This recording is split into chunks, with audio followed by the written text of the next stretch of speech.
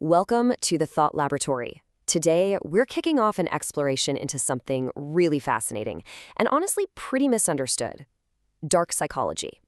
We're going to break down the science of influence, piece by piece, and try to understand that razor-thin line between genuine connection and outright control. So let me ask you something. Have you ever gotten a compliment that, for some reason, just made your skin crawl a little?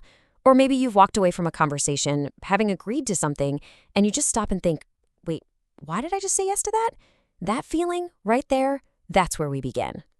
So what are we really talking about? When you hear dark psychology, it sounds a little dramatic, doesn't it? But this isn't about magic or some kind of mystical mind control. Not at all.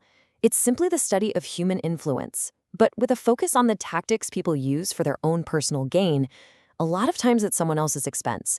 It's all rooted in real, observable behavioral science. Now, to really understand this from a scientific point of view, we've got to start with a core concept: the dark triad. This term came about back in 2002 from two psychologists, Paulus and Williams. They basically gave a name to this trio of personality traits that, while not great for society, are often found in people who are, well, really good at manipulation. And what's super interesting is how these three traits relate to each other, which you can see right here.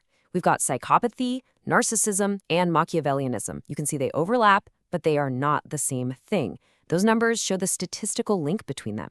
So the strongest connection is between psychopathy and Machiavellianism, while the link between narcissism and Machiavellianism is, a bit weaker. Okay, so let's break these down. Machiavellianism? Think of that person who's always playing chess while everyone else is playing checkers, always plotting. Narcissism, that's that deep need for admiration, that feeling of entitlement, like the world owes them something. And psychopathy, we're talking subclinical here, not the movie version, is more about being super impulsive and thrill-seeking, with very little empathy or anxiety about the consequences. And this quote, wow, it just nails it. It brings us to this idea some people call dark empathy. And listen to this because it's important. This is not a lack of empathy. It's the weaponization of it. It's the scary ability to know exactly what you're feeling, not to connect, but to use those feelings as levers to get what they want. The best manipulators, they don't seem cold. They often seem like they understand you better than anyone. This whole idea kind of leads us to a really common assumption, right? That classic movie trope of the manipulative mastermind, the evil genius who's always 10 steps ahead of everyone. But is that actually true?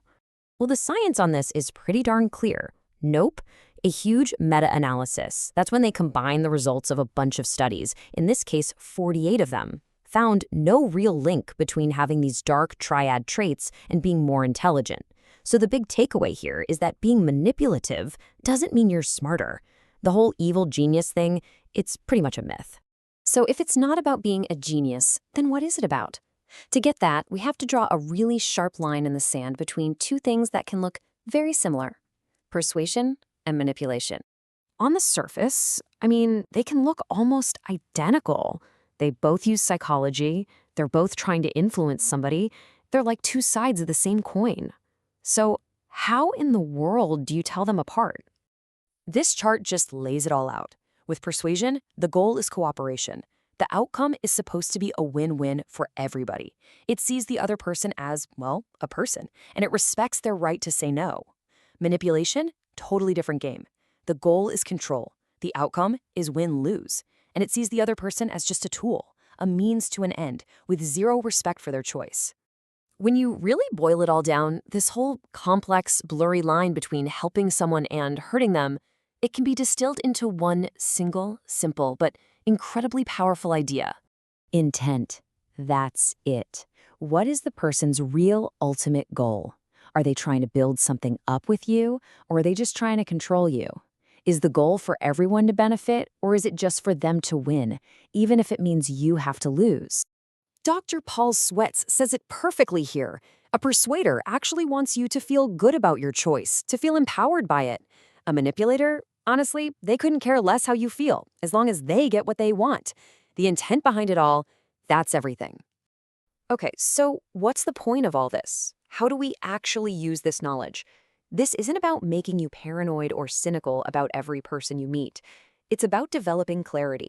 It's about learning how to turn on the light. You don't have to become a psychologist. You don't have to analyze every little thing someone says.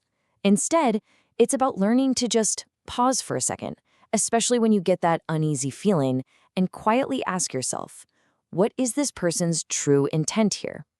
A lot of the time, your gut already knows the answer. And that right there is the whole reason we're exploring this. The goal of understanding these darker parts of psychology isn't to learn how to use them yourself. It's to learn how to recognize them, how to protect yourself from them, and how to better appreciate what a real, genuine connection feels like. We learn about the darkness not so we can live in it, but so we know how to find the light switch.